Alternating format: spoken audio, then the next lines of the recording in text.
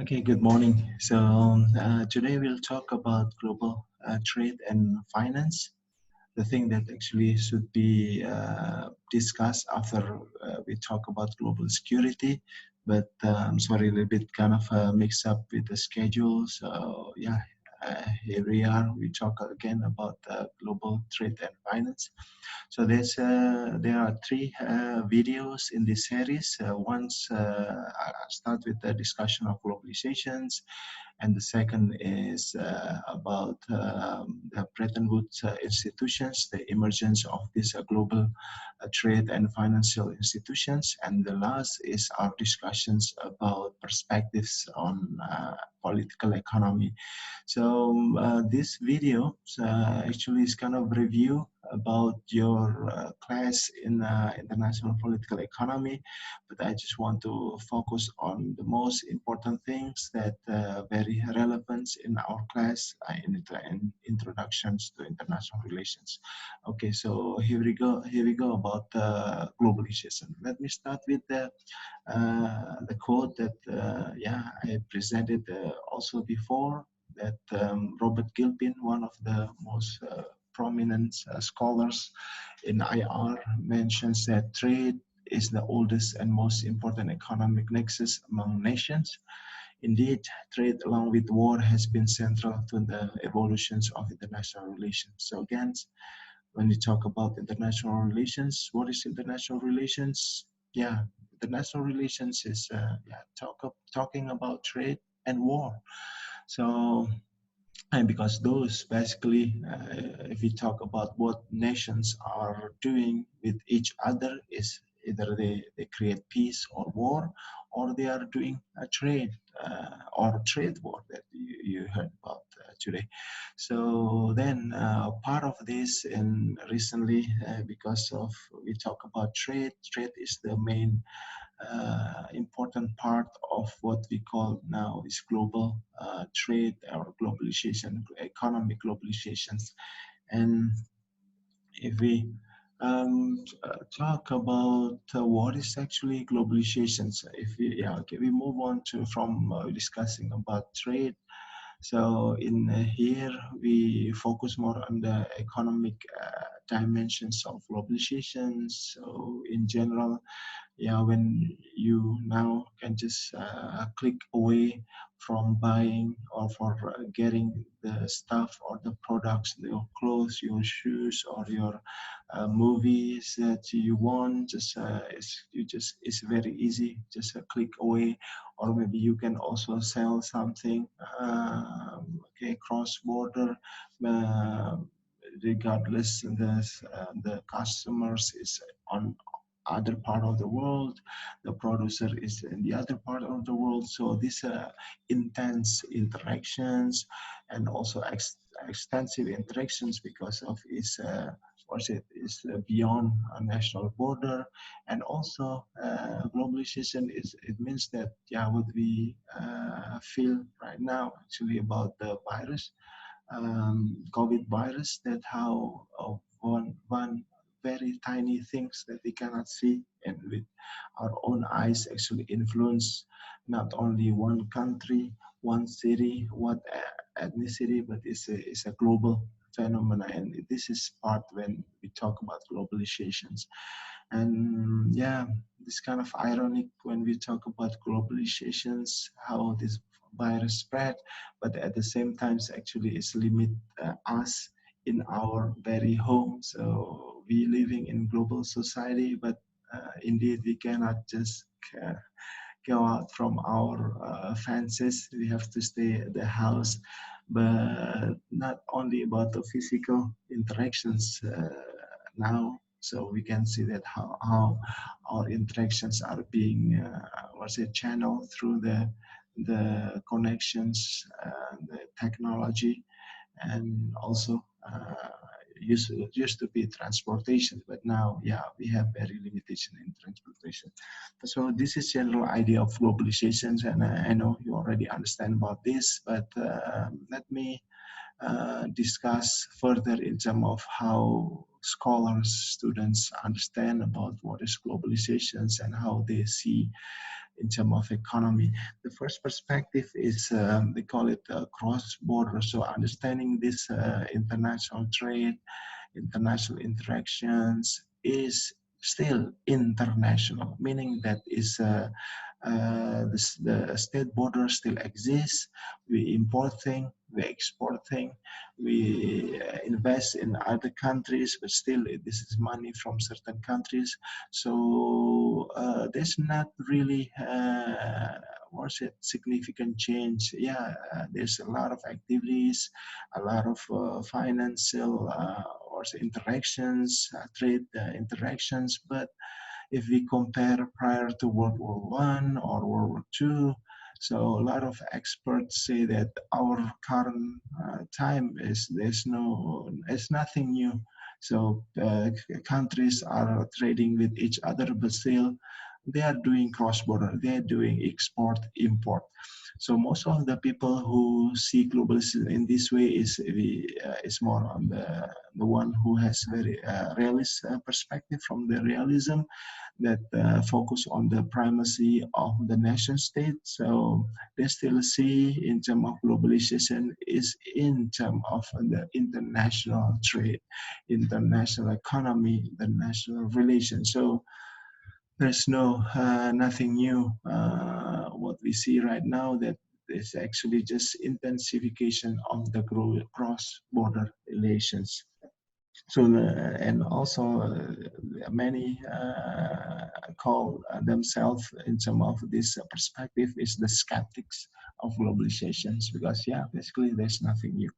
The second perspective is we call it open border. Is where the other what's it like corner of the first perspective, meaning that this is the globalists, people who are very optimistic in terms of seeing globalization. Said is indeed is a new epoch, a new era of or said interactions between people, community, and state. Because now what we see is an open border.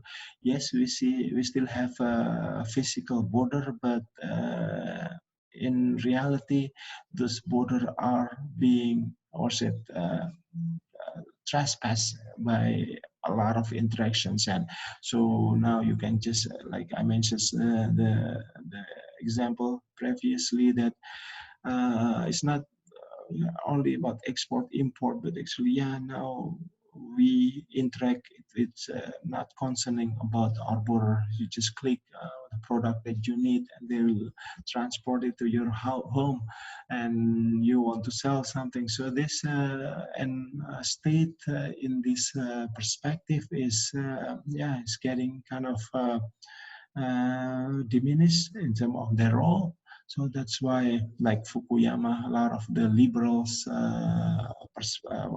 scholars see that this globalization is very new phenomenon that influence in terms of the role of the state, meaning that the non-state actor become more influential.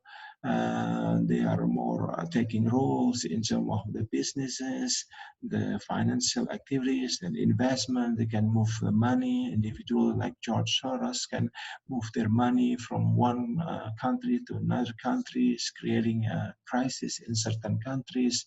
The speculants, and most importantly, the arguments of this globalist is globalization, economic globalization is indeed undermining the role of the power of the state. Now, state still exists, but in terms of the roles, is very minimum in terms of their, particularly in terms of economic interaction. So this is what we call the open border perspective or globalist, or most often is like the liberals, like Fukuyama with his book, The End of Nation States. So from the title, you can see that how he perceive of globalizations. And the last perspective is they call it transporter. So it's mostly geographer, sociologists use this perspective to understand globalizations, meaning that yes, there's changing. in terms of the interactions. But and also agree with the cross-border that the border still exists, the state still exists. They also more still actually influential in many of the international treaty agreement, environmental, everything. So state they still exist. So what this perspective differ from the difference in terms of the first two perspective. So the transborder perspective, arguing that actually when we see current globalization, it's not about the amount of money that being transferred, it's not amount of the trade that being conducted, it's not amount of the financial investments, it's not meaning that this kind of thing or the role of the state in terms of their power is increasing or decreasing.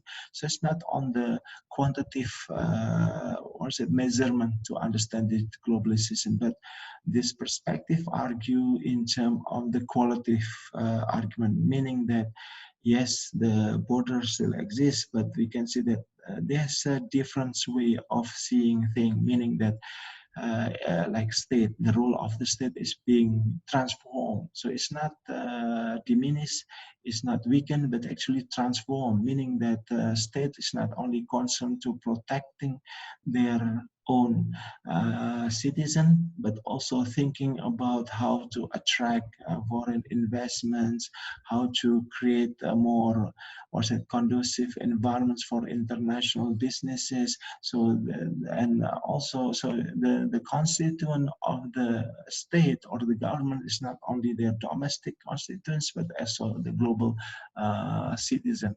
But the other thing is also in terms of our trade relation or economic activity. So it's not only about the money that being transferred here and there, but this so-called kind of intensifying how we now click something and then there's transferring from one places to another places instantly. So the speed, the intensification and the extensifications is the main indicators or change that we see in the current globalization. And the most important thing in terms of this perspective is the deeper impact. What I mean is, okay, of course we have international trade like before, but how crisis in one country can instantly influence the other country's economy. So this is the thing that why they call it globalization is more not open like what the globalists say, because they still believe that borders still exist, national state still exists, but also not as a skeptic of the cross-border, meaning that there's not changing, but there's a qualitative changing from this globalization's era, meaning there is intensification of the relations. Now I can meet you with these new tools maybe at the same times, or maybe I can record it and you can watch it at the time. But there's a new tool technology that changing our relations, but also extensification, meaning that I'm here, you are in some other places of the world, that the relations become broader in terms of the geographical reach and the speed also, because now okay, it doesn't take days or weeks for me to send letter to you and you send a question to me, because then you can just send email and I can respond, and it's create kind of feelings that we are close, or we are what's it like intimate in terms of the relationship. And the last thing is in terms of the impact. So before, okay, we transport tea, we transport like a sugar from in India, from East, what's it, India, Belanda, so-called here to Netherlands, but it takes months.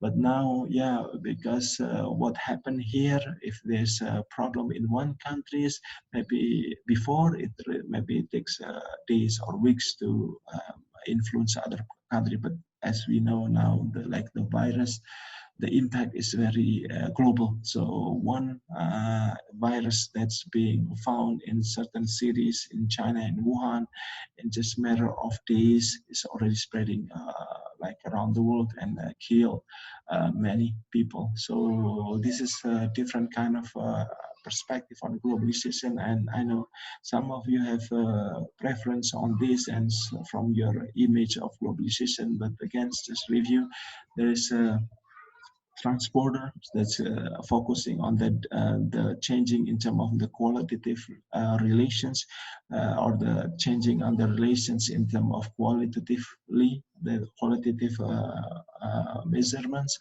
and open border that's seeing globalization is very optimistic, call it globalist, seeing that there's a very radical change in terms of the what's it, the diminishing of the border, diminishing of the role of the state, and the increasing role of the non-state actors.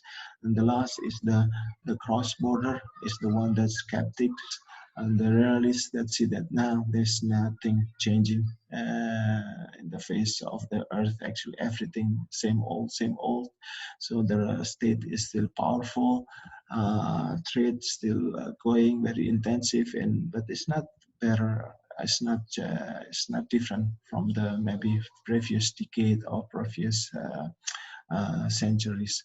So yeah, this is the different perspective on globalization. So what do you think? So which one that you see better in terms of explaining globalizations that you are experiencing right now? So okay, so this is the first video, and please check out the second video about Bretton Woods institutions. Thank you very much.